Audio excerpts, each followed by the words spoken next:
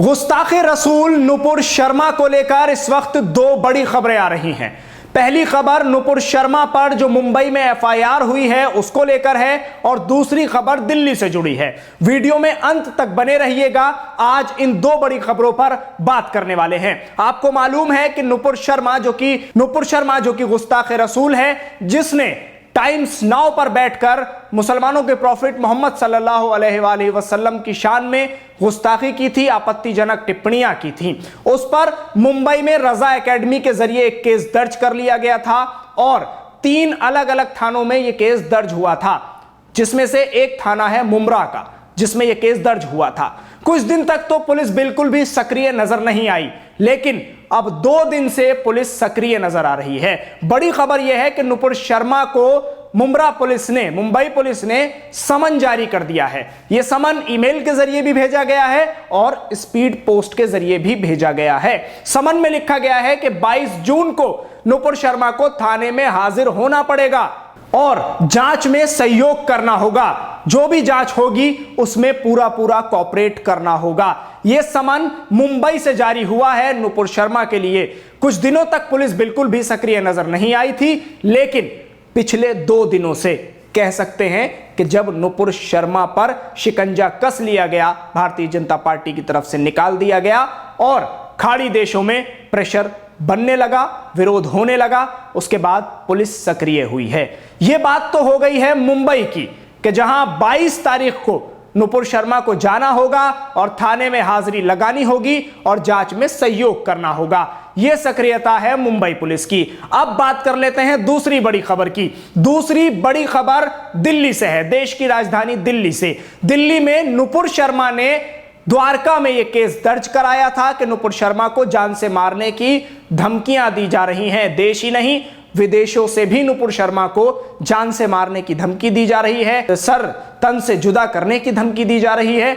इन धमकियों को लेकर नुपुर शर्मा ने सुरक्षा मांगी थी दिल्ली पुलिस से और उसी को लेकर नुपुर शर्मा ने केस दर्ज करवाया था कि जो लोग धमकियां दे रहे हैं उनके खिलाफ सख्त से सख्त कार्रवाई की जाए, एक्शन लिया जाए पुलिस के जरिए। तो यह केस द्वारका में दर्ज कर लिया गया था और अब दिल्ली पुलिस भी सक्रिय नजर आई है। मुंबई पुलिस की बात आपने सुन ली, अब दिल्ली पुलिस की बात सुन लीजिए। दिल्ली पुलिस ने नुपुर शर्मा को सुरक्षा दे दी है। बड़ी खबर है इस वक्त की। नुपुर शर्मा जो कि गुस्ताखे रसूल है, जिसने यह कहा कि हमें सुरक्षा चाहिए, मेरे घर परिवार को जान से मारने की धमकियां दी जा रही हैं, उसको दिल्ली पुलिस ने पर्याप्त सुरक्षा दे दी है। दिल्ली पुलिस का कहना है कि हमने नुपुर शर्मा को पर्याप्त सुरक्षा दे दी है जितने की उन्हें जरूरत थी। बहुत भारी भरकम या बहुत ज्यादा सुरक्षा नहीं दी गई है, लेकिन सुरक्षा के नाम पर 3 से 4 पुलिस वाले लगातार जब भी नुपुर शर्मा घर से बाहर निकलेंगी उनके साथ मौजूद नजर आएंगे। नुपुर शर्मा के घर के बाहर पुलिस वाले आपको नजर आएंगे, दिल्ली पुलिस के जवान, और घर की और नुपुर शर्मा की दोनों की सुरक्षा दिल्ली पुलिस खुद करेगी, ऐसा दिल्ली पुलिस का कहना है।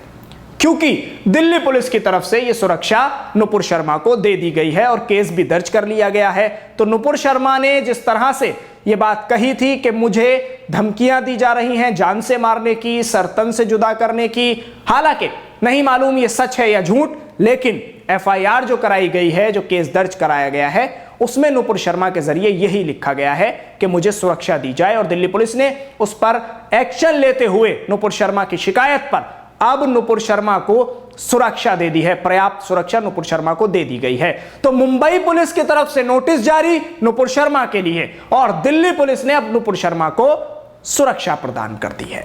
तो अब देखना है कि नुपुर शर्मा की ये मुश्किलें और कितनी बढ़ती हुई नजर आती हैं।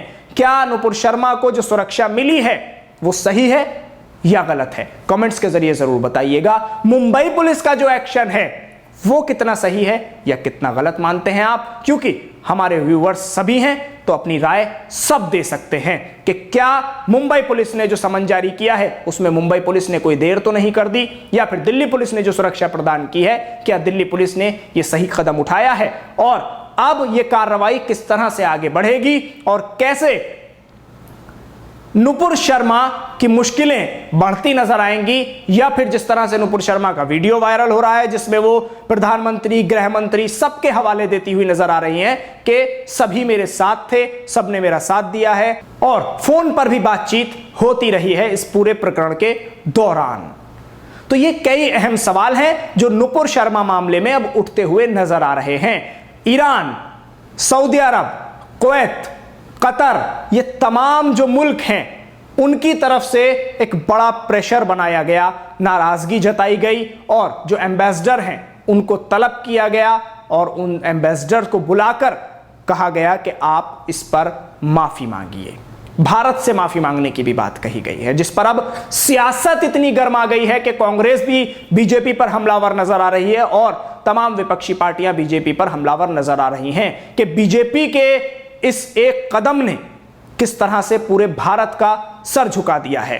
तो जो मांग की जा रही है कि भारत माफी मांगे, तो भारत नहीं बल्कि बीजेपी माफी मांगेगी, ऐसा कांग्रेस का कहना है। तो तमाम सियासी पार्टियों में भी घमासान मच गया है इस वक्त।